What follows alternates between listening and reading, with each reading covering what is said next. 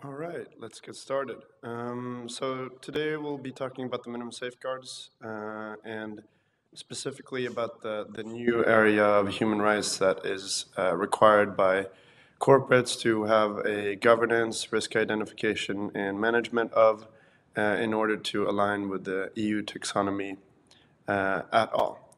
The minimum safeguards are basically the foundation or baseline which all corporates must achieve in order to align any percentage whatsoever with EU taxonomy.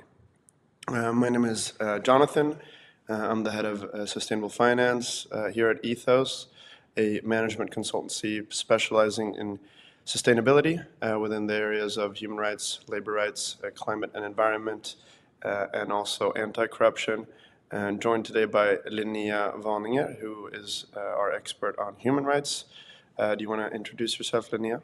Hello and welcome. Yes, my name is Linnea Vaninger and I am working with human rights here at Ethos. Thank you.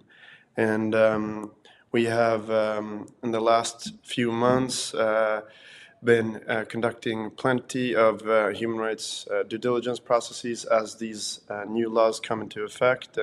But we have also worked with the principles that are the foundation of these laws, the OECD guidelines and the UN guiding principles for many years.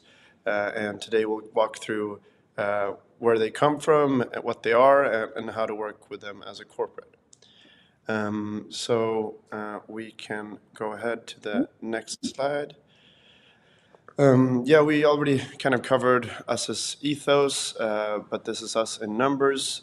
We've been around for more than 15 years. We're made up of over 30 economists, engineers, legal counsels, environmental experts, etc. We have clients in all industry segments. About a third of our clients are large public listed entities. About a third are financial entities or portfolios, and a third are portfolio companies that are within any of those financial portfolios. All right, we can go ahead. We can go to the next one.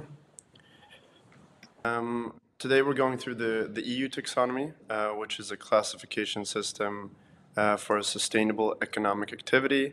As you've seen previously, there have been a lot of accusations of greenwashing against large corporates, and the EU taxonomy is a classification system for what can be defined as a green, sustainable economic activity. So if you are able to report a portion of your revenues, capital expenditures, or operational expenditures as green and sustainable according to the EU taxonomy, you are basically guaranteed to not be accused of greenwashing, at least for those services and products. This is the EU's definition of what is a green and sustainable economic activity. So there are opinions about what should be included there and what isn't included there, but it is a recognized framework for green and sustainable business. So it is an important framework to work with. Today, we won't be looking that closely at criteria and thresholds and requirements for environmental and climate, which are the ones that you use in order to prove that you're substantially contributing to either climate change mitigation, adaptation, water and marine sources, transition to a circular economy, pollution prevention and control, or protection and restoration of biodiversity and ecosystems. But we will go through the minimum safeguards, which are the foundation that every company has to fulfill in order to be able to report even a single percentage of your revenues, operational expenditures, or capital expenditures as EU taxonomy aligned. So substantial contribution, do no significant harm, proving that you're not harming any of the other objectives that you're not substantially contributing to. These we have gone through in previous webinars. We'll probably go through them again at some point, but today we will be focusing on the minimum safeguards which are relevant for all companies that want to be able to disclose even a single percentage of their business as EU taxonomy aligned. Okay, let's go to the next slide. Please write if you are not able to see us still. Okay, go forward. Go ahead, Linnea. Yes, thank you. So what are the minimum safeguards? As Jonathan mentioned, these are equally important to the environmental objectives in the EU taxonomy. The minimum safeguards are about 4 areas. These are human rights, which also includes labor rights, taxation, fair competition, and anti-corruption. The minimum safeguards are based on the following frameworks. This is the OECD guidelines for multinational enterprises, the UN Guiding Principles on Business and Human Rights, and the ILO core conventions, and internationally claimed human rights. The minimum safeguards are basically 2 compositions. Companies are required to have adequate due diligence processes on all of these 4 topics, meaning that companies need to identify risk, manage risks, and have good governance. There should also not be any violations or court convictions on the following topics. So, in sum, 4 areas and the requirements are due diligence processes and no court convictions. And then why have the EU developed the minimum safeguards? So, according to the EU, an economic activity can only be considered sustainable if it both takes environmental and social aspects into account. So, the minimum safeguards have been developed for preventing sustainable activities to be labeled as sustainable if they do not comply with minimum standards on human rights, labor rights, anti-corruption, taxation, and fair competition. Regarding the substantial contribution and do no significant harm, the more environmental objective in the EU taxonomy, this is applicable to the economic activity. So if there's an economic activity that is considered to be aligned with the EU taxonomy, substantial contribution and do no significant harm are applicable to the activity. However, when it comes to the minimum safeguards, this is for the whole entity.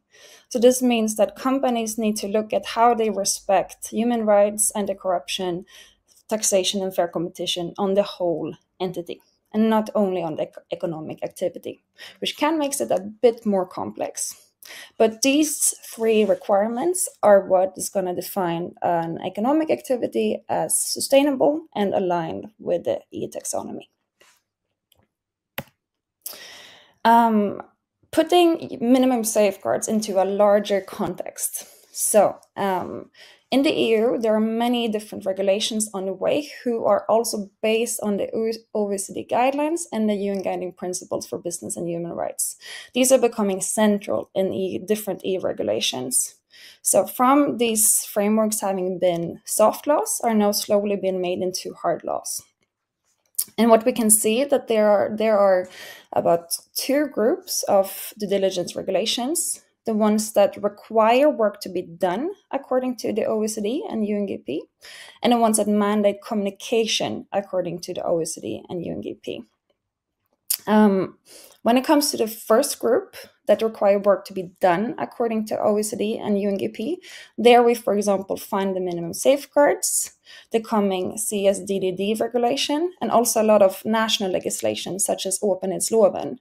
These ones require companies to do a human rights due diligence process. And the second one is the communication according to the OECD and the UNGP.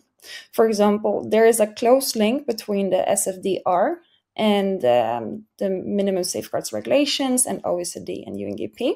For example, in the sustainable finance disclosure regulations, the principle about good governance is covering corruption, fair competition, and taxation. Whereas the principal adverse impacts, they are saying that companies should not violate the UNGP, OECD. They should have processes on the OECD and UNGP, and they also cover human rights aspects such as gender pay gap, board gender diversity. So there's a very close link to these frameworks and the SFDR. The same thing goes with the CSRD. The CSRD, the way that companies are suggested to do their materiality analysis going forward is also recommended to be done in accordance to the OECD and UNGP. And the CSRD is also requiring companies then to report on issues such as human rights, labor rights, anti-corruption, and fair competition. The only thing that is not explicitly covered right now in the CSDR is the taxation part, but the rest is requiring companies to report on the issues that are also in the minimum safeguards. This openhetsloven has come into regulation last year. Openhetsloven is the Norwegian national law on due diligence, which are going to require companies to conduct a human rights due diligence process and then report on it in this summer. And the reason for why we highlight this is because we are closely linked to Norway, and there's also many Swedish companies that are potentially being affected by openhetsloven. Because if there are foreign companies that offer goods and services in Norway and that are taxable in the country and are also of a certain size, they fall under openhetsloven. And that means that companies need to conduct a human rights due diligence, the same requirement that goes in the minimum safeguards. Let's look into the minimum safeguards compliance criteria. And this is to evaluate how companies are living up to the minimum safeguards. When does a company become compliant?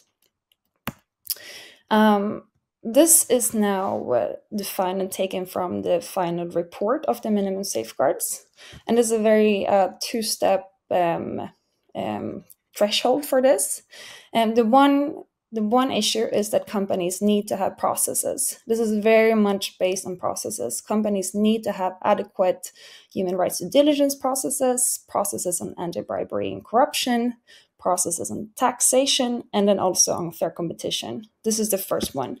The second one is that companies should not have been convicted and should not have any violations on human rights, corruption, taxation, and fair competition. So there is a mix between putting a lot of emphasis into processes and also to look at how companies have actually performed in real life, whether they have violated something or if they have been convicted of tax laws, corruption laws, or corruption. Today, we're going to focus quite a bit on this aspect, the human rights aspect, which also includes labor rights. The minimum safeguards are very clear on that companies need adequate human rights due diligence processes, and the company needs to have adequately implemented human rights due diligence processes, and they have also not violated human rights. And when it comes to not having violated human rights, the minimum safeguards also explicitly highlights the companies should not have been convicted in court cases on human rights and labor laws. If a company has been accused of or has been in dialogue or requested to be in dialogue with the OECD National Contact Point, the company should not have refused that engagement. And also if there have been any allegations from the BHRC, the companies need to engage in response to them. Linnea, is it true that a company that has violated human rights or labor rights in the past can never become compliant again, or is there any possibility of getting compliant again if you do have a violation in the past? You can absolutely become compliant again, because this is so much about processes. And goes the same thing with corruption, taxation, and fair competition too. So that means that a company can have been convicted at one point in time, but the way to look if a company is compliant again is to see if they have implemented adequate processes that prevent that issue from reoccurring. So that is that's the compliance criteria.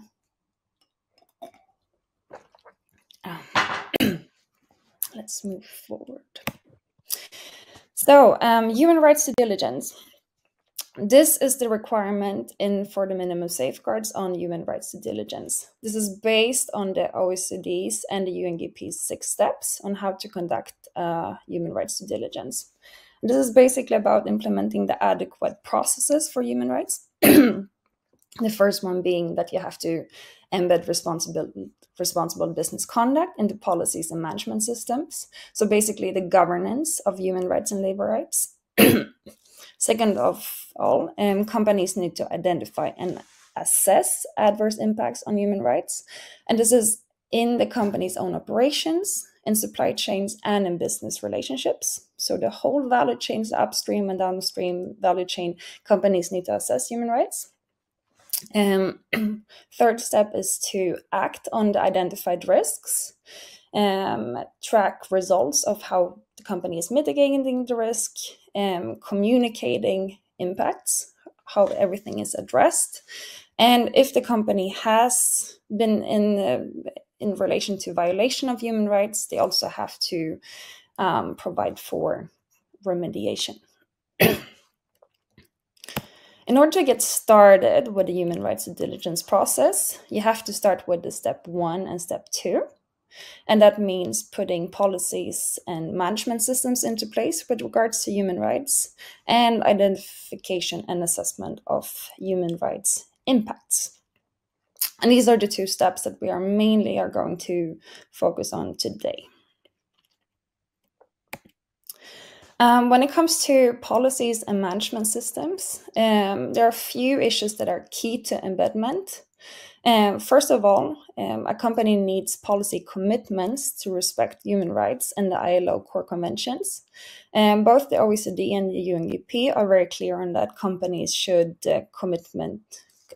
formulate a commitment to respect all international human rights and not only a few.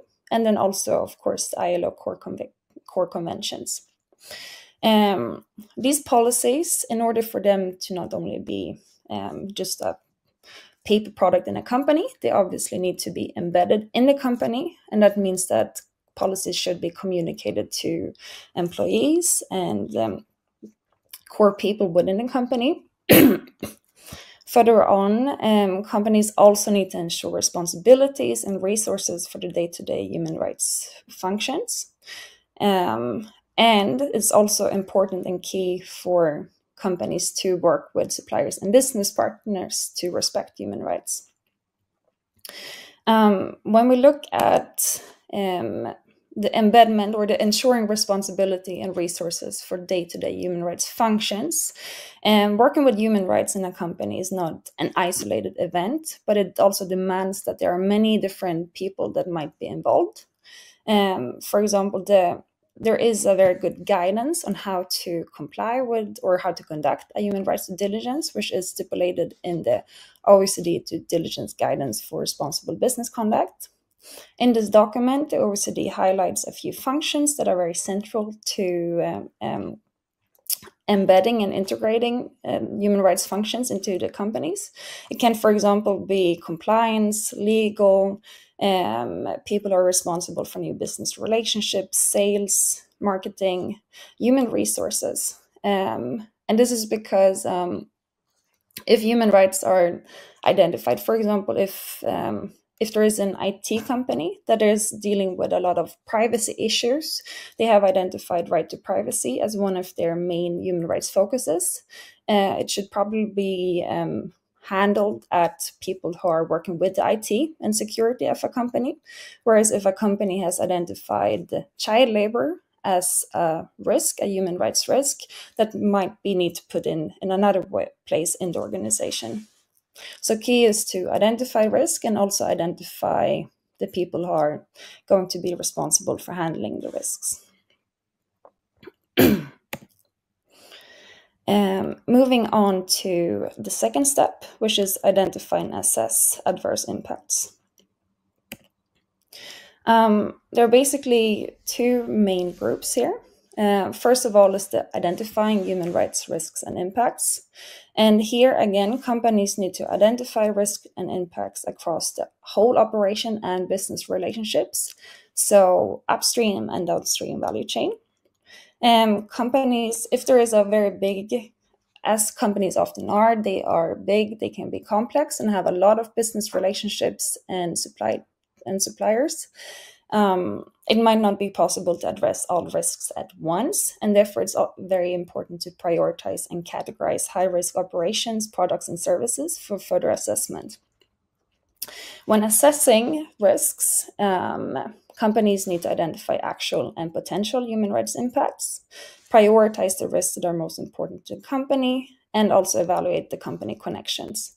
And these different steps is what we're going to look through more closely now.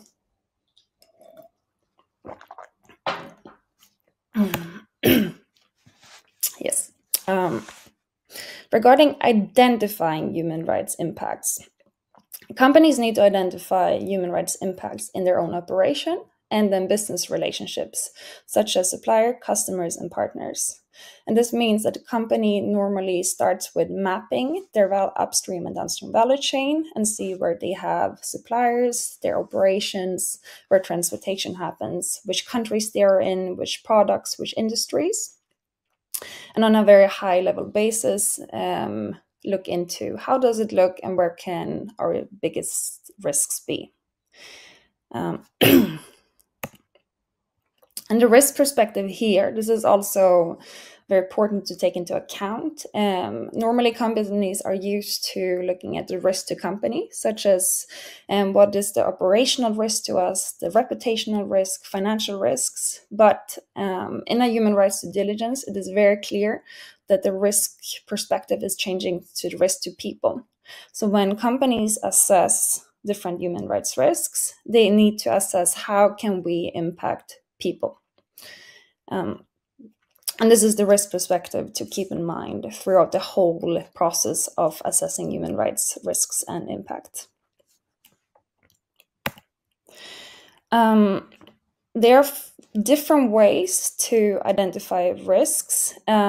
Few main ways of looking at risk and what you should be thinking of are the different risks that come together with sector, geography, products, and enterprise level risk.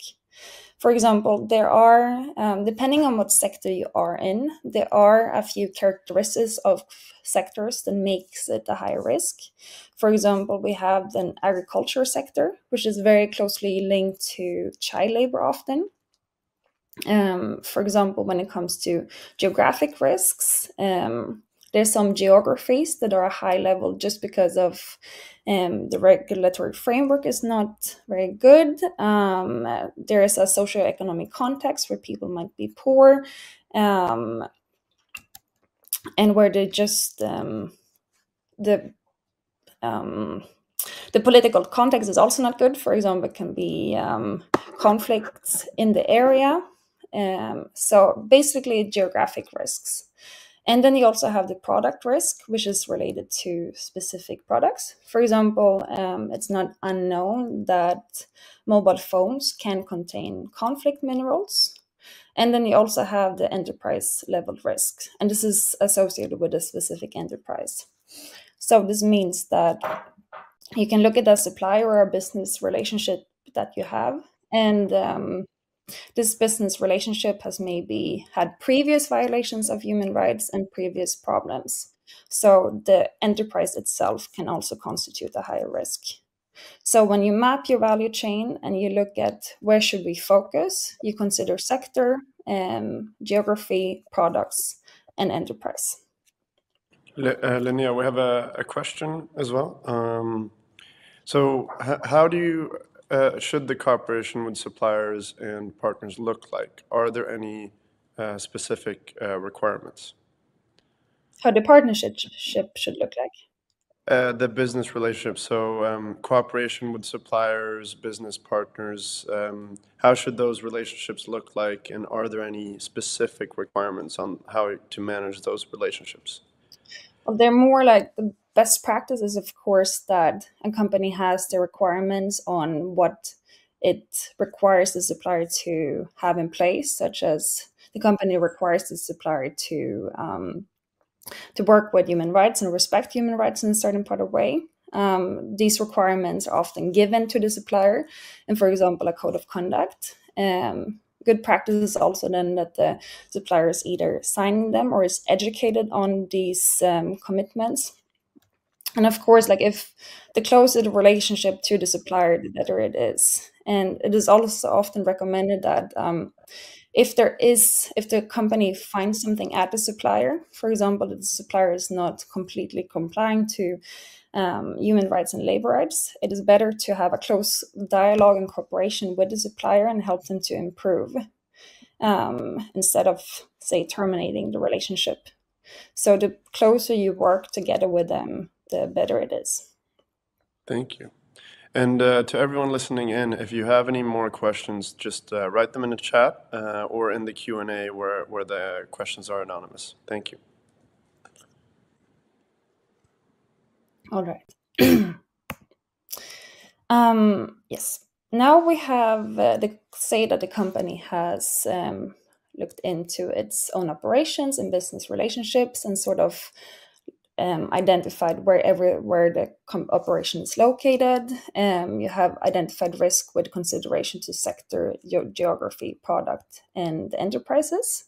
Here you now prioritize and categorize high-risk operations, products, and services for further assessment. And this is because companies, in best case, companies could obviously deal with all human rights and all risks at once, but the reality is that this is often very difficult to do, and that companies are sometimes required to prioritize where the risk is the highest to assess it further. And this is the results of this step, to sort of identify where's the high risk and then continue that for further assessment. When you have identified your high-risk operations, you identify actual and potential human rights impacts. And this is also very central to the UN Guiding Principle on Business and Human Rights. And actual human rights impacts is an impact that has already happened. It is a human rights violation that is ongoing or has been done in the past. Potential human rights impacts are also referred as human rights risks. So they are the impacts that are possible to happen in the future. And the reason for why you want to identify actual and potential human rights impacts is because this will later on determine how you manage them. So the OECD and the UN Guiding Principles are very clear on that. If there is an actual impact that is happening or has happened, a company should provide for remediation, whereas a company that is where there are potential human rights risks, that could be negative human rights impacts, a company is mandated to cease, prevent, and mitigate the impacts. There are many different ways of assessing actual and potential human rights impacts. Examples of methodology to use is that, first of all, you can use doing a desktop research, whether you look at governmental reports, human rights reports, sustainability reports. There are a lot of good sources on how to navigate in this and identify different risks. You can also, of course, engage directly with the supplier. If you are a company that does supply audits, or you require your suppliers to do self-assessments, that can also give a good information on where different risks are. And then, of course, like what is very central to the OECD and UNGP are the stakeholder engagement. And these frameworks are again and again highlighting that companies should talk to stakeholders to identify risk and manage risks. And here the stakeholders are the people who can be potentially affected by the company. So you have to look at, for example, if there is a community that could be affected by a company, you engage with that community. If there are workers that could be affected, then you engage with workers. So the stakeholder engagement is something that is reoccurring in these frameworks and is highlighted very strongly. When we have identified a lot of actual and potential human rights impacts, in best case, a company would handle all of them. But the reality is also that sometimes it might not be possible to handle all human rights impacts at once, and therefore human rights impacts should be prioritized based on saliency. There is a framework for how to identify which impacts are the most severe and which ones to focus on. First of all, you assess the impact based on its severity. You look at scope, how many people are affected. You look at scale, how grave is the impact, and you look at remediability, meaning how easy or difficult is it good to make the impact. It's good to make the harm good again. For example, when it comes to irremediability, if a worker loses his or her leg when working, it is very difficult to restore the impact that's being done. It's difficult to give someone back a leg. Whereas, for example, if someone has not been paid properly in the last month, it is obviously not good if salaries are not paid. However, you can remediate that harm by giving back the payment. And this is sort of how you identify how severe a human rights impact might be. Second, you look at the likelihood of the event actually occurring. And then the severity based on likelihood is how you prioritize the risks. Here, the UNGP is also very clear on that severity has priority over likelihood. So if it's a big risk of an impact being very severe, it will be more important than the likelihood. And lastly, when you have identified the impacts of priority, you look at the company connection to it, because this will then determine how you manage the impacts. The UNGP is very clear on that. Depending on the company connection, a company has different responsibilities to remediate the impact. For example, if there is an adverse impact that is happening or is potentially happening, and the company is causing it. So, for example, a company, say there is if we take an example, for example, a restaurant, and in that restaurant, the staff is discriminating the guests that are coming, then that company is directly causing a negative impact on human rights.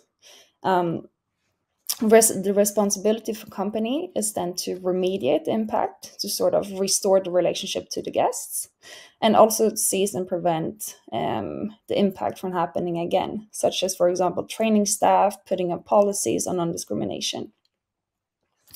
The second category is that companies can contribute to negative human rights impacts.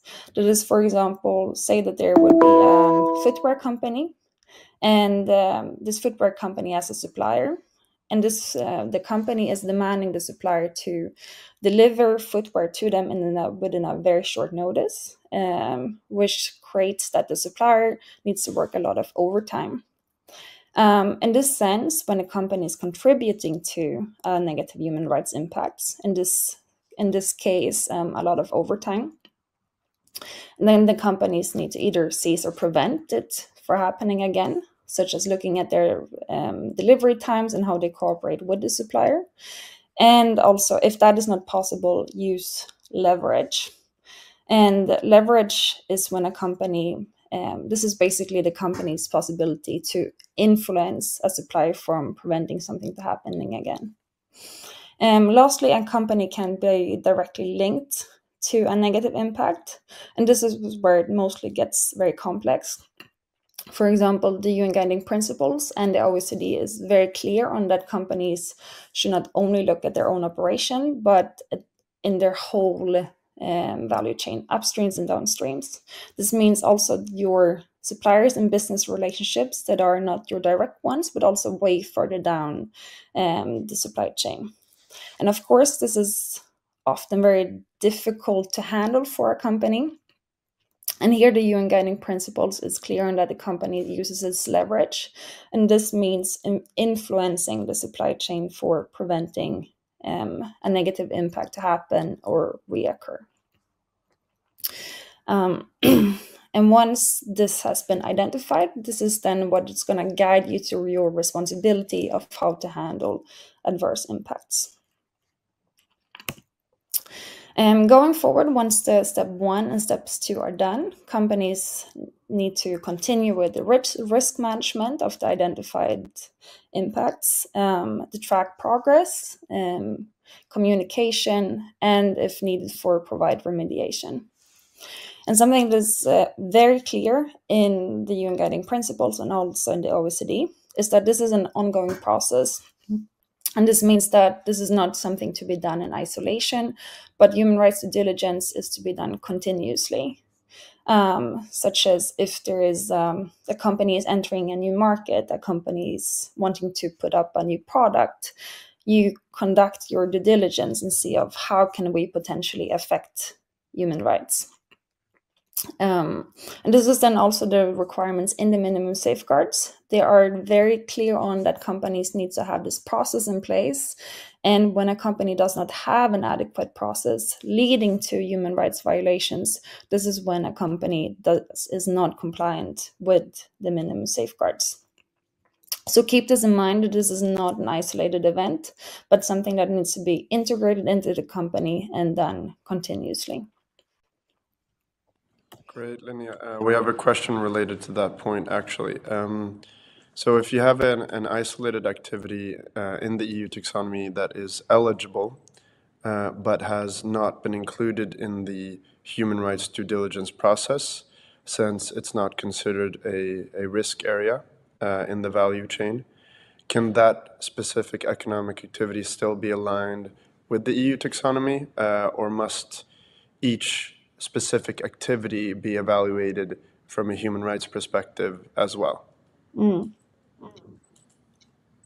the EU the minimum safeguards is clear, and that is at the company level, the entity level. And we need to check up on that once again, what it specifically says. But if I remember correctly, it is depending on where the risks are in the company. Meaning it should be independent on whether the economic activity is in it or not. But Jonathan, I think we need to look that up once again, exactly what the taxonomy is saying. Yeah, I mean, that is our interpretation as well from reading the documents from the EU right now. It is a recommendation from the expert group. We will see if the EU Commission adopts the recommendation. They most likely will, as they've adopted the previous recommendations from the expert group.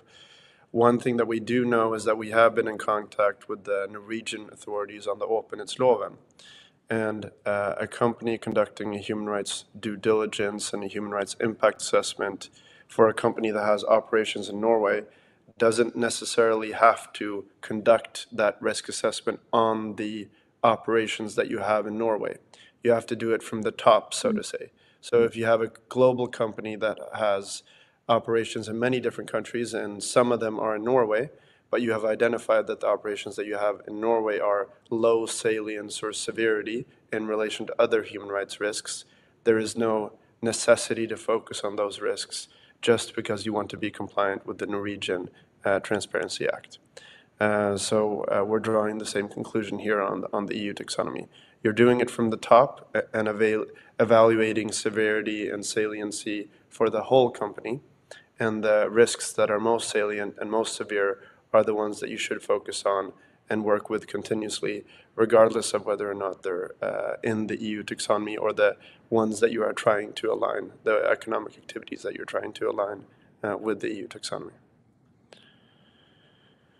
We have one more question, Linnea. Based on your experience, what steps do you think companies struggle the most with, it takes the most time to put in place? I think right now, definitely step 2, just because there are so many companies now that have never done this in a systematic way before, and where you have looked at your whole company and your value chain and see where the risks are. So just the knowledge of where to draw the line, where to scope, where to look closely into it, that is a very difficult step right now. And then obviously also then when it comes to seizing, preventing, and mitigating the impacts. For example, companies who have been doing audits for a while, for example, having a relationship with a supplier, and you find some breaches and you try to implement that and make that better. That can also be very difficult. So just the knowledge of, first of all, the identification, and then also then handling it is for sure a challenge. But I think like where most companies are today is in the beginning step to just the difficulty in understanding how do we do this in a systematic and structured way going forward.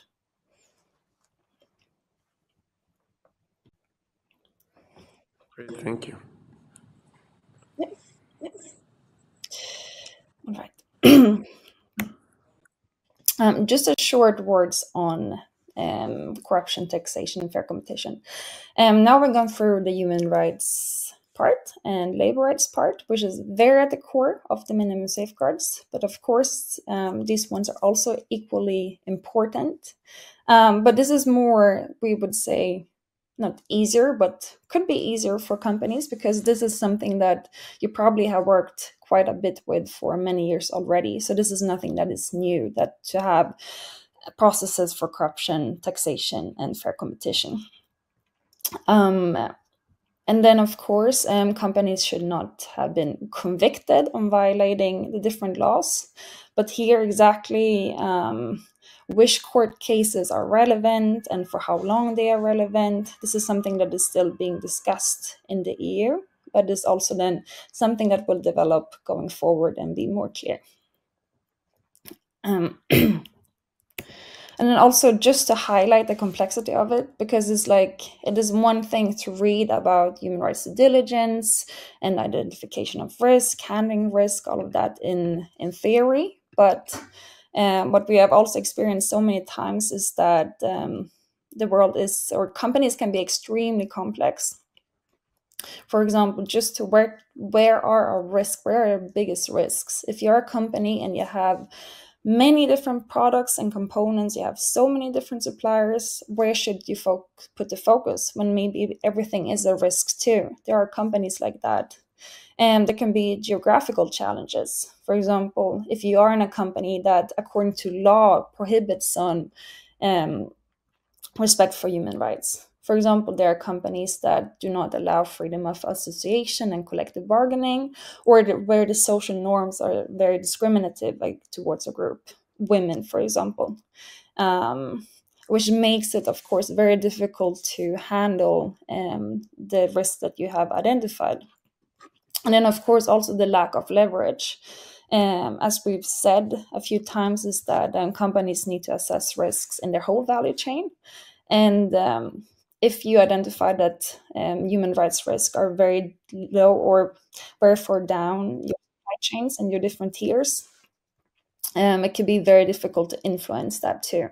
So in theory, it's easy to read on like what companies should do, but then how to put it into practice is something that is difficult, and that everyone needs to be working very pragmatically to do it.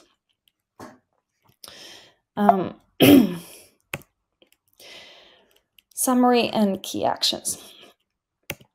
So in order for you to get started with this and implementing the minimum safeguards, there are basically the three main recommendations that we have. You have to implement the due diligence process on human rights and labor rights, which again is not only going to be relevant for the minimum safeguards, but also on so many other EU regulations that are coming. You need to assess the current processes for anti-corruption, taxation, and fair competition and see if they are adequate according to the minimum safeguards. And if there haven't been any previous breaches on the minimum safeguards areas, implement processes to ensure that they won't repeat. And after this is done, you're hopefully aligned with the minimum safeguards and the EU taxonomy. So now we have only not too many minutes, but a few minutes for questions. Great, thank you, Linnea. We'll stick around for a few more minutes. Thank you everyone as well for being patient with our technical difficulties. We very much apologize for that and hanging on for 10 minutes or so when we were struggling with the pictures there. So thank you so much. All right, any questions, just write them in the chat or write them in the Q&A. We will send out the presentation to the ones participating here today. We also have a poll out on what the biggest challenge you face when working in safeguards. If you want to answer that, that'll help us a lot in our work as well. As you know, what the challenges are on the corporate side. All right, we have one question here. For the Norwegian regulation, what are the obligations for the group disclosure versus Norway disclosure? It's quite a specific question there, but maybe you have the answer, Linnea. The difference between the corporate disclosure and the Norwegian disclosure. Yeah, the group corporate disclosure versus the Norwegian disclosure. I'm not exactly sure if I understand the question. Yeah. What we know anyway is that if a company has operations in Norway and does contribute taxes in Norway, if a citizen or any other stakeholder asks for information about your human rights due diligence process, then you must be able to supply it to that person or stakeholder within 3 weeks. And you must also disclose it in your annual report, your human rights due diligence process. So the most logical place to write about it would be in your group sustainability report. All right, next question. Are the companies required to publicly disclose on their HRDD according to the minimum safeguards, or is it a simple yes and no whether you comply? A company should disclose it, definitely. And this is also what the EU also has been highlighting, is that when the CSRD comes into force, that is where, according to the CSRD, is where companies report on these issues. So the companies conduct the human rights due diligence, and then they report on it according to the CSRD. So yes, short answer is yes, companies need to report on this.